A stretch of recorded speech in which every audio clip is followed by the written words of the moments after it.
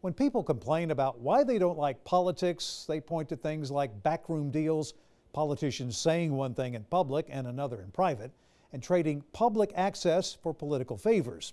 Now, secretly recorded audio seems to show one of the most powerful people in Texas trying to do all of those things. Here's some background. In June, Speaker of the House Dennis Bonnen and then Chair of the Republican caucus Dustin Burrows met with conservative activist Michael Quinn Sullivan from Empower Texans. Bonnen said he wanted to turn a political rival into an ally. Sullivan secretly recorded the conversation and released the audio. You can hear Bonnen and Burrows offer Sullivan press access in exchange for campaign work against Bonnen's rivals. I need you firing harder that way than these ways. Does that make sense? So, and let me tell you what I'll do for you. If we can make this work, I'll put your guys on the floor next session. In the recording, Bonnen says he wanted Sullivan's help targeting 10 moderate Republicans in the primary. The speaker also talked about how proud he was of new laws designed to limit the ability of local governments to collect taxes. I told them with great clarity, my goal is for this to be the worst session in the history of the legislature for cities and counties. Bonnen released a statement Wednesday saying this was a political discussion, nothing illegal. But there is an ongoing Texas Rangers investigation into whether Bonnen broke any laws. That recording lasts for more than an hour, and you can hear it for yourself. We posted a link online. You can find it now in the Texas Politics section of your station's website. The recording is embarrassing to many Texas Republicans. So why is it playing out this way? Our Phil Prazen sat down with Michael Quinn Sullivan to get the story behind the secret recording. For somebody who's just tuned in, how did this whole thing start? What got you in the door to have this meeting? Yeah, so and I've known Dennis Bonnen for probably 25 years. So we've been acquaintances for a long time. Obviously, when he became Speaker of the House and kind of us doing the thing we do, writing about the session, writing about the outcomes of the session, there were a number of points where I guess Speaker Bonnen didn't necessarily like the perspective we were taking, didn't like the criticisms we were offering. We saw each other a day or two after session ended at the airport of all places. Chatted for a little bit, and he asked if I would be willing to sit down with him in his office and chat more about it. And so, when the Speaker of the Texas House, who you've known for a long time, asked you to do a meeting, you do a meeting. Why the recording? I mean, did you go in and think that this might be a situation that I don't want to be in and might need this as proof of something later? Well, as I noted, I've known Dennis Bonnen for 25 years. I know that he's a guy with a little bit of a temper, a guy who can be a little bit reckless. The entire state witnessed earlier in the year where he went out and told people that his family had been threatened by a Second Amendment activist showing up at his door. That was completely untrue. The video evidence from the DPS showed it just didn't happen. It literally was a made-up fairy tale. That Bonnen used, and apparently used without any real consequences. No one really took any time to call him out on it in the middle of the hustle and bustle of a session. And I'd heard rumors of similar instances and decided I didn't want to be the next victim, and said I needed to have proof of what was said in this kind of a meeting. When did that moment come to you where you thought that something definitely inappropriate but possibly against the law happened?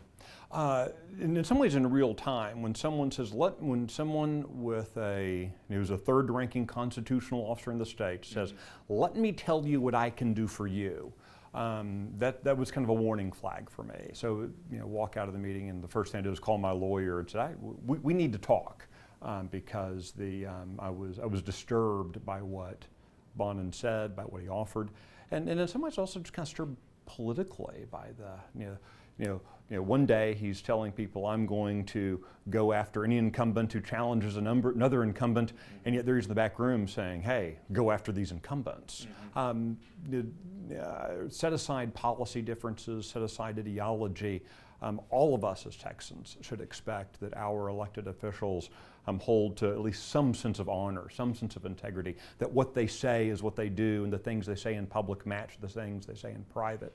So at every level, it was a little disturbing. Best case scenario, what do you hope that people listen to the recording and what happens down the way?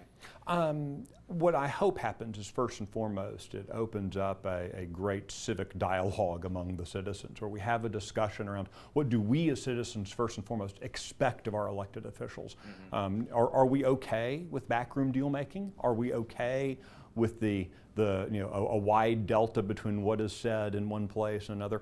Or do we expect something higher? Do we expect something better? First and foremost, let's start with the citizenry. We need to have that discussion.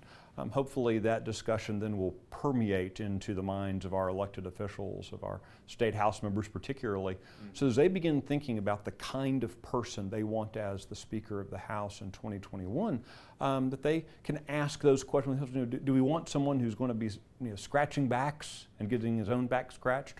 Or do we want someone who's committed to bringing honor and integrity to the legislative process, regardless of ideology? The recording and the reaction to it could have far-reaching implications in Texas politics. For some insight, we're joined now by Cassandra Pollock, politics reporter from the Texas Tribune. Thanks for coming in. Thanks for having me. We heard that Sullivan say why he made that tape, but it's been around since June. Why release it right now in October? Yeah, Sullivan has kind of been on a media tour ever since his release of the recording earlier this week, and he's more or less said that the reason for its release this week was ahead of a House GOP caucus retreat, which is happening on Thursday and Friday, and it's, he's kind of cast that as the first opportunity that House Republicans, should they choose to, decide to take action on the recording and the things that are said on it.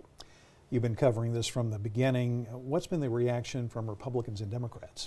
Yeah, I mean, I think the vast majority of both Republicans and Democrats are still trying to process everything and navigate their next steps. There's been some chatter on the Democratic side, hey, do we want to come out as a caucus, 67 members, and demand that the Speaker resigns? No immediate signs that could be happening soon. And then on the Republican side, you've kind of seen a small but growing number of them call for the Speaker's resignation. Members from the 10-member political target list and others too. So it's a fluid situation. Yeah. Why is Sullivan's group Empower Texans so important to Bonnen that he would reach out this way?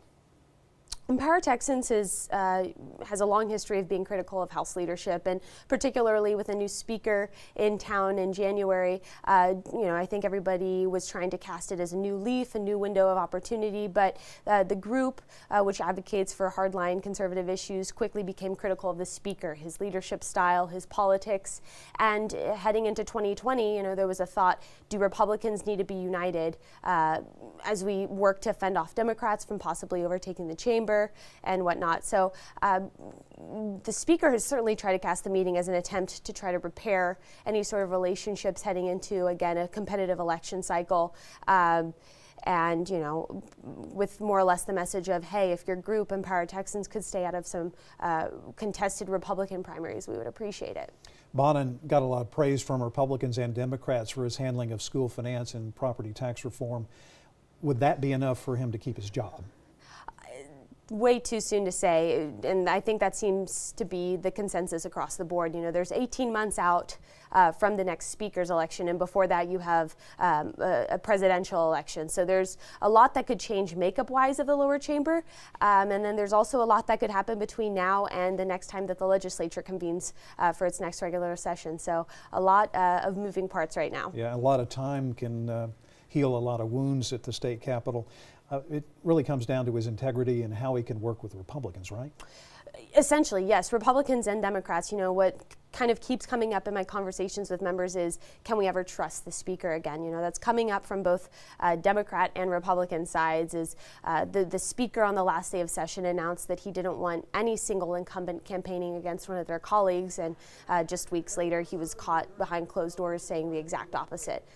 Is that, again, members are asking, is that who we want in our leader?